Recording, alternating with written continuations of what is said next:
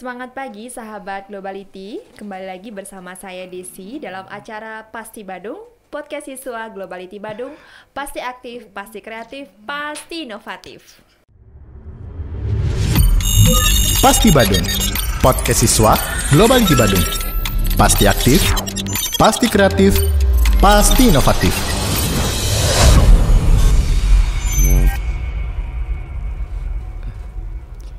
Sahabat Globality, mungkin sahabat Globality ingat ya, di video sebelumnya kita sudah berbincang dengan salah satu komka dari multimedia dan TKJ.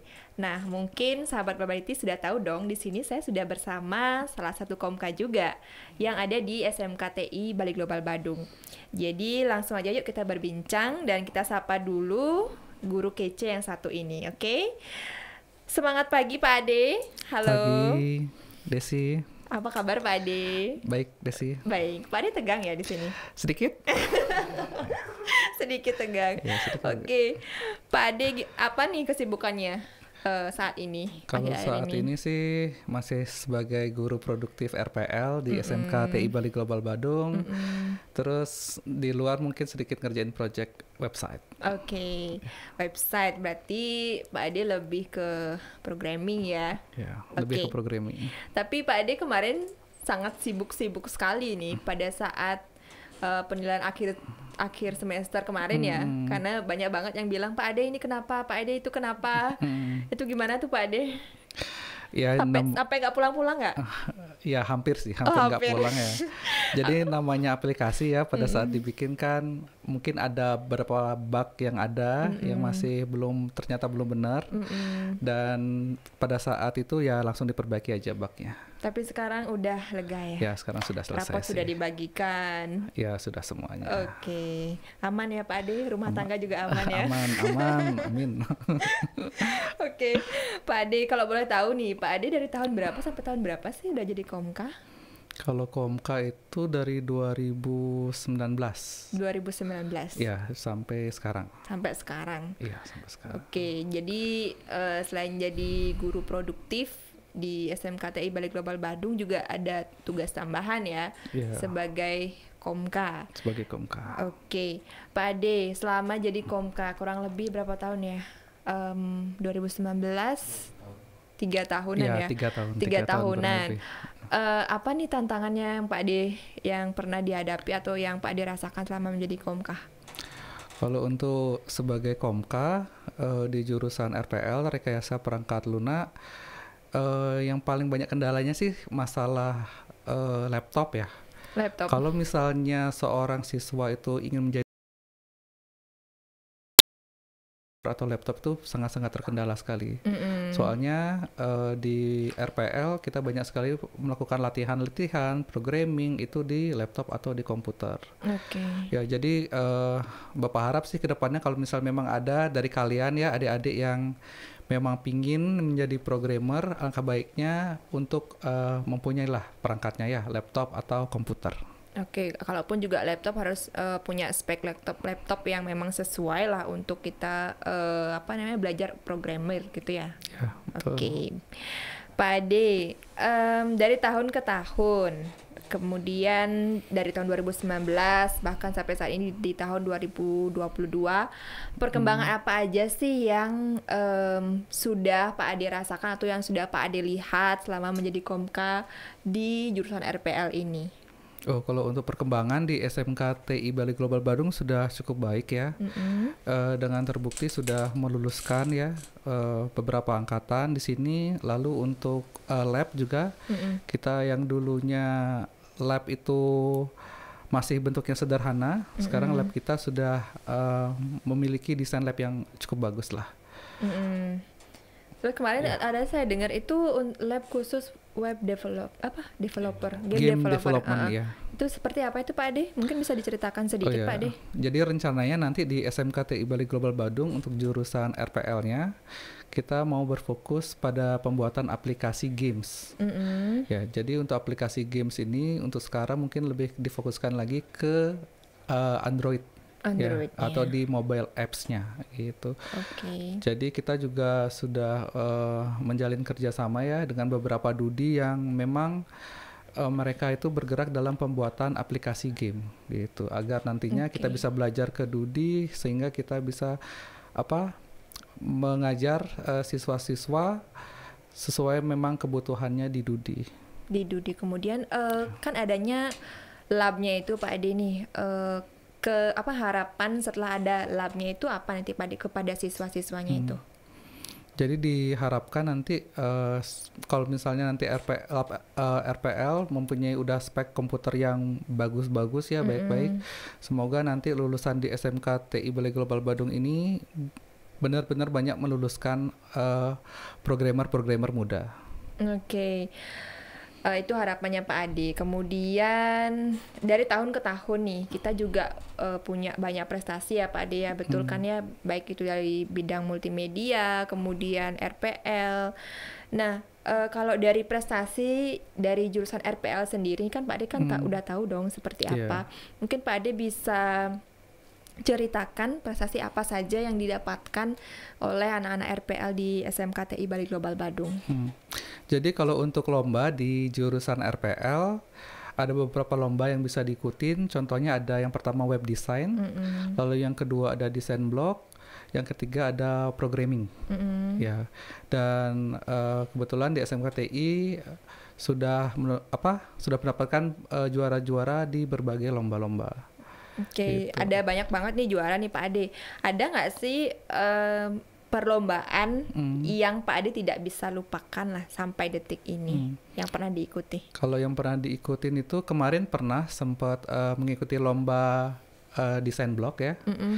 Jadi pertama ada kakak kelasnya ya, namanya Muhammad Prayogi, ya Muhammad Prayogi. Jadi Yogi ini kami latih ya di sana untuk mengikuti lomba blog desain dan mendapatkan juara 3 kalau nggak salah di tingkat Politeknik Negeri Bali. Oke, PNB. Iya di sana. Lalu Yogi ini sudah naik ke kelas 3, maka harus ada penerusnya. Iya, nah, benar. penerusnya ini kita cari lagi di kelas 11 ya, di kelas 2-nya. Terus ketemu namanya Junia. Oke, ketemu Junia. Lalu mereka itu jadi saya minta untuk Prayogi ini untuk membina si Junia. Oke. Gitu. Tapi mereka mengikuti lomba yang sama pada akhirnya ya. Lomba desain blog. Tapi yang juara malah si Junia. Itu kenapa bisa kayak gitu tuh, Jadi Joginya nggak dapat juara, malah Junia yang dapat juara gitu. Itu sih yang agak sedikit berkesan di sana. Agak sedikit berkesan ya. Iya, kemudian kalau boleh tahu, kalau menurut pandangan Pak Ade sendiri, kenapa pada saat itu justru siswa yang dibina yang mendapatkan juara? Kalau saya lihat, kalau misalnya bisa dibandingkan ya antara Yogi dan Junia, mungkin Yogi agak sedikit kurang di masalah presentasi. Oh, presentasi. Ya, masalah presentasi. Untuk pembuatan desain blog, mereka berdua sudah keren sekali. Udah keren. Cuma ternyata ada satu aspek yang juri juga lihat, itu presentasinya. Oh, ada presentasinya juga Pak ya? Ya, di bagian presentasinya juga ternyata memiliki poin yang cukup tinggi. Oh gitu, oke deh. Oke, kayaknya nih Pak Ade nih mahir banget nih di bidang programming ya. Kalau boleh tahu nih Pak Ade apakah kesehariannya hobi untuk ngoding kah atau gimana? Kalau dibilang hobi, mungkin hobi ya. Jadi kalau misalnya ditanya perkenalan pertama sama dunia programming itu sebenarnya orang tua saya itu programmer. Oh ya? Ya. Orang tua? Jadi orang tua saya programmer dari SMP. Oke. Ya, saya sudah belajar programming. Sebentar, kalau boleh tahu Pak Ade dari latar belakang pendidikan SMK, SMA?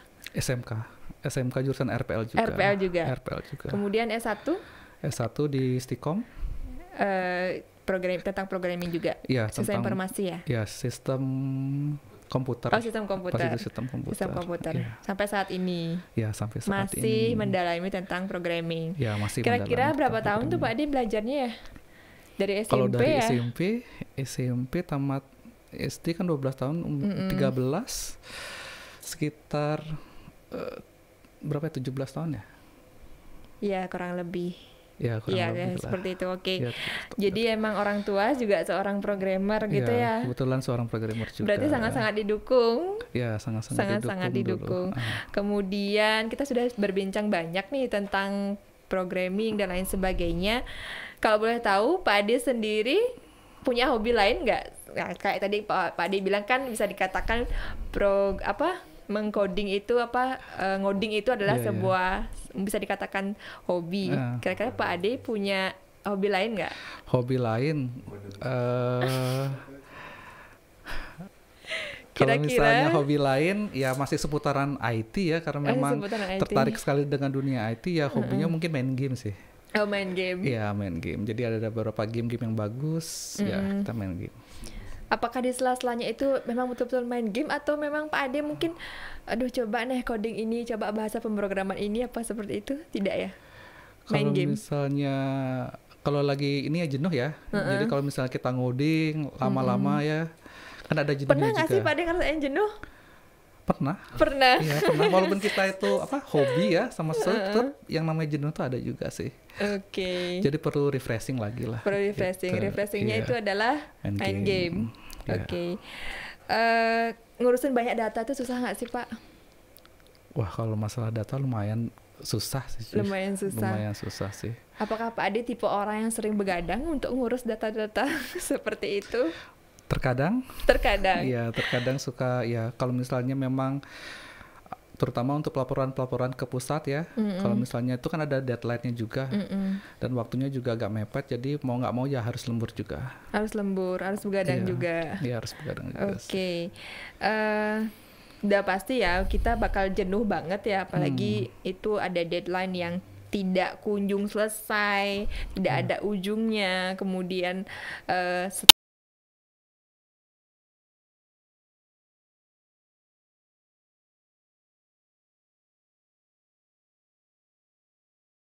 di luar. Itu seperti apa itu Pak? Ya, ngatur waktunya. Kalau masalah untuk project di luar sih ya diambil di luar jam kerja sih. Di luar jam Biasanya kerja. sih pulang kantor. Karena pekerjaan programming kan bisa dikerjakan di mana saja ya. Iya, betul. Ya, kelebihan pekerjaan kita ya RPL. Bisa dikerjakan di mana asalkan ada internet. Asalkan ada internet. Benar banget sih. Jadi sebisa mungkin mengatur waktu agar semuanya berjalan dengan baik seperti itu ya Pak Ade ya. Kemudian Pak lagi nih sama prestasi siswa di SMKTI Bali Global Badung. Untuk mendapatkan seorang atlet atau seorang siswa yang siap untuk mengikuti perlombaan itu seperti apa strateginya Pak Ade? Kalau yang strategi yang pertama sih tentu saja kita cari yang benar-benar minat untuk lomba dulu ya. Minat. Ya, minat. Itu yang pertama, minat untuk mengikuti lomba. Soalnya kalau misalnya saya pribadi ya nunjuk siswa, kalau misalnya siswanya kurang minat juga agak susah. Tapi kalau memang dia punya kemampuan? Kalau misalnya dia punya kemampuan, kalau nggak ada minat kan nggak ikut lomba juga. Oke, benar sih. Oke, kemudian. Jadi yang pertama minatnya dulu juga pertama harus ada. Yang kedua baru skill. Kalau misalnya memang ikut lomba lumayan banyak, mungkin akan diseleksi. Gitu. Pernah nggak sih Pak Ade melaksanakan seleksi tersebut? Kalau seleksi untuk sekarang belum sih. Belum. Pertama. Jadi selama ini yang memang mereka kita berikan informasi tentang lomba, mereka pengen ikut ya kita latih. Oke, seperti itu. Jadi gitu.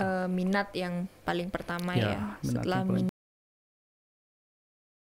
skillnya, asas skillnya. Kemudian ya lomba gitu ya. Iya, lomba. Oke. Pak Ade, harapan kedepannya nih terhadap jurusan RPL yang ada di SMKTI Bali Global Badung. Kalau misalnya untuk jurusan RPL kedepannya semoga ya nanti lulusan-lulusan kita ya di SMKTI Bali Global Badung ini banyak terserap di dunia kerja ya. Oke, Karena semoga apa yang kita diajarkan di sini itu memang diperlukan oleh industri-industri di luar. Oke, karena pembelajaran RPL itu sangat luas dan sangat-sangat diperlukan ya Pak Ade ya di dunia kerja di zaman seperti sekarang yang serba digitalisasi. Ya, Seperti betul. itu ya Pak Ade ya. Oke Pak Ade, terima kasih waktunya Ya, sudah sama-sama. meluangkan waktu di ruangan podcast ini berbincang dengan saya di sini. Semoga nanti di lain waktu kita bisa berbincang kembali lagi bersama saya juga mungkin atau dengan siswa atau orang lain gitu ya Pak De ya. Oke. Sahabat Globality, itulah tadi perbincangan saya dengan Pak Ade selaku Komka RPL di SMK TI Bali Global Badung. Jangan lupa tonton video ini sampai akhir dan tonton juga video-video kita yang lain. Jangan lupa like, komen, dan subscribe channel YouTube-nya SMK TI Bali Global Badung.